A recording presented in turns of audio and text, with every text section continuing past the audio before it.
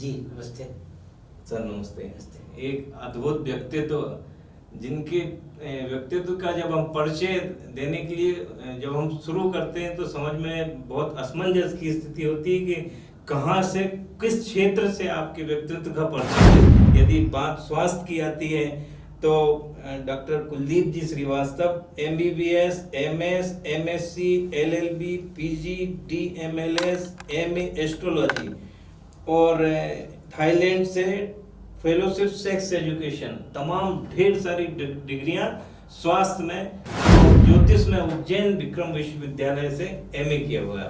अभी PhD कर रहे हैं। अभी PhD कर रहे हैं और आध्यात्म, कानून, मतलब बहुत सारे क्षेत्रों को समेटे हुए एक अद्भुत व्यक्तित्व आज हमारे बीच में है। आपका बहुत स्वागत है। नमस्कार सर, थैंक यू। आज से हम एक प्रति सप्ताह में एक दिन आप जब हमें समय देंगे तब हम आपसे चर्चा करेंगे और हमारा जो इस चर्चा का मूल उद्देश्य है कि आप सभी दर्शकों को स्वास्थ्य से, ज्योतिष से और जीवन से जुड़े हुए कई ऐसे महत्वपूर्ण विषय छोटे छोटे होते हैं जिनको लेके हमेशा संशय की स्थिति बनी रहती है। ऐसे में एक मार्गदर्शक के तौर पे हम आपसे चर्चा करेंगे सप्ताह में एक दिन, ताकि हमारे दर्शकों को बहुत फायदा हो।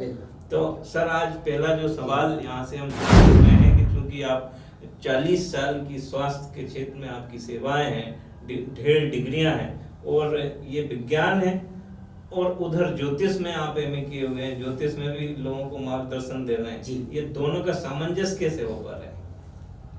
वस्तुतः ज्योतिष शास्त्र भी एक विज्ञान है जी, और उसमें भी एक विज्ञान, किसी भी चीज के व्यवस्थित ज्ञान को विज्ञान बोला गया है। तो उस दृष्टि से देखा जाए ज्योतिष भी विज्ञान है और ज्योतिष के भी जो प्रयोग हैं, अनुभूत जो उसमें योग होते हैं, उनको भी हम उसी तरीके से दोहरा सकते हैं और वो वैसे उसी तरीके से पुनरावृत्ति उनकी होती है।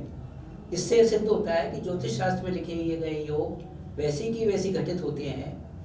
तो वो भी विज्ञान का, जैसे विज्ञान में कोई प्रयोग करते हैं, यदि वो विज्ञान में वो प्रयोग दोबारा करते हैं तो वैसी के वैसी परिणाम मिलते हैं। ऐसी ज्योतिष में यदि कोई वो योग वर्णित है और उन्हीं योगों को अगर हम दूसरी कुंडली में भी देखते हैं तो वैसी की वैसी उनमें दृश्य होता है जी। इसलिए वो भी पुनरावृत्ति हो रही है उसकी, तो वो भी विज्ञान की क्षेत्र में आता है।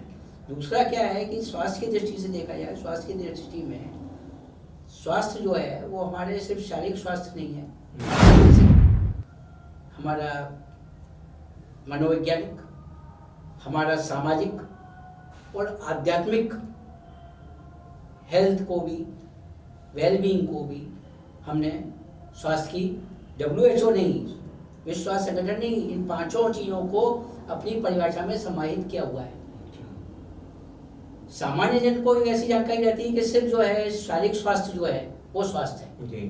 शारीरिक स्वास्थ्य के साथ साथ सामाजिक स्वास्थ्य, मानसिक स्वास्थ्य, मनोवैज्ञानिक स्वास्थ्य, आध्यात्मिक स्वास्थ्य, इसको भी जो है स्वास्थ्य की परिभाषा में लिया गया है।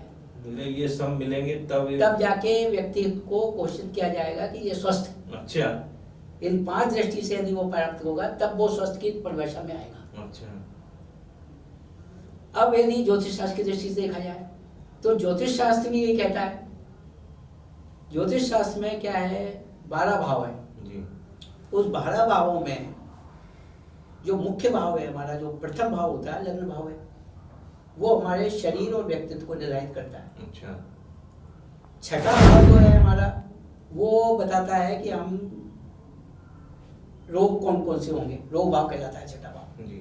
अष्टम भाव को उन्होंने कहा है मृत्यु भाव, और उससे हम जो है क्रॉनिक बीमारियां, जो लंबे समय दीर्घकालीन बीमारियां होती हैं, उनको निर्धारित करते हैं।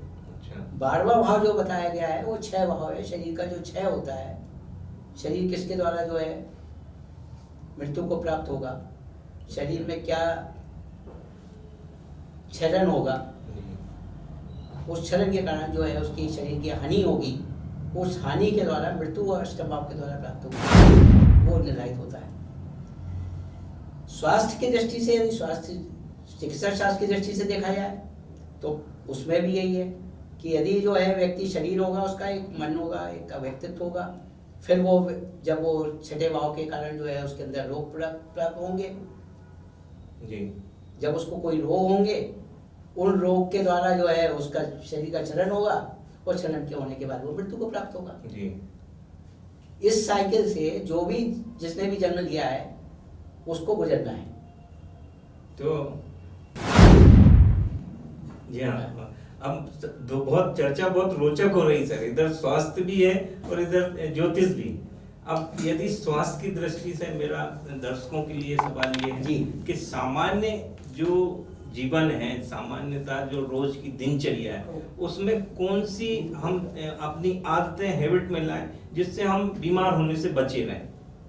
उसके लिए हमें जो है एक तो अपने शरीर का ख्याल रखना है।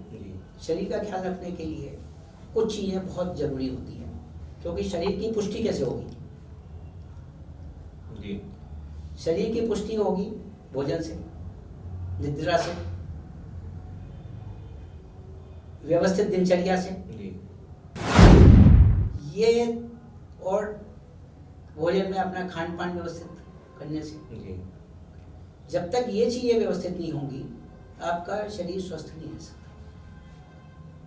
दिनचर्या में क्या है कि हमारा कितने बजे उठना है, कितने बजे सोना है, क्या हमको खाना है, क्या हमारे लिए भोज्य है, क्या अभोज्य है, उसका निर्धारण करना हमें। निद्रा इसलिए जरूरी है कि अगर हम जो है मानसिक रूप से त्रस्त रहेंगे, तनाव के कारण हमें नींद पूरी नहीं होगी तो हम दूसरे दिन जो है अपनी दिनचर्या बिगड़ेगी, हमारी दिनचर्या बिगड़ेगी तो हमारा स्वास्थ्य बिगड़ेगा। इसलिए जो है 3 चीज़ों का मेन जो ख्याल व्यक्तित्व के जीवन में होना चाहिए। एक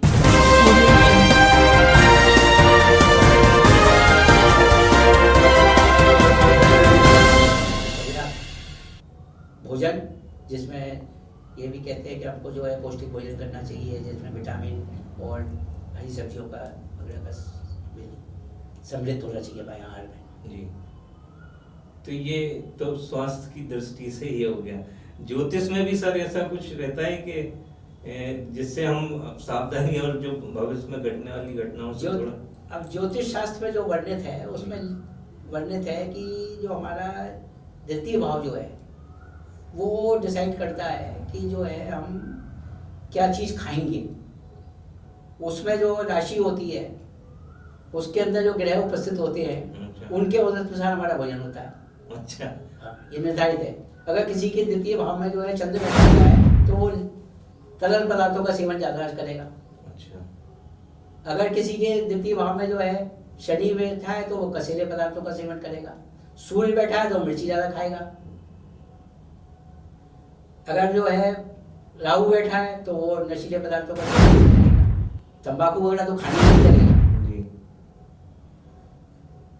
तो जो बुरे ग्रह हैं या जिनको कहा गया है क्रूर ग्रह टाइप हैं या पापी ग्रह कहा गया है, उनकी उपस्थिति से हम सामिष भोजन की तरफ जाने लगते हैं या नशीले पदार्थों की तरफ जाने लगते हैं या गरिष्ठ भोजन की तरफ जाने लगते हैं। और जो शुभ ग्रह है उनके सेवन से हम वो चीज़ें चुनते हैं खाने के लिए जो कि शरीर के लिए स्वास्थ्यप्रद होती हैं। जैसे गुरु होगा तो मीठा खाएगा व्यक्ति। अच्छा।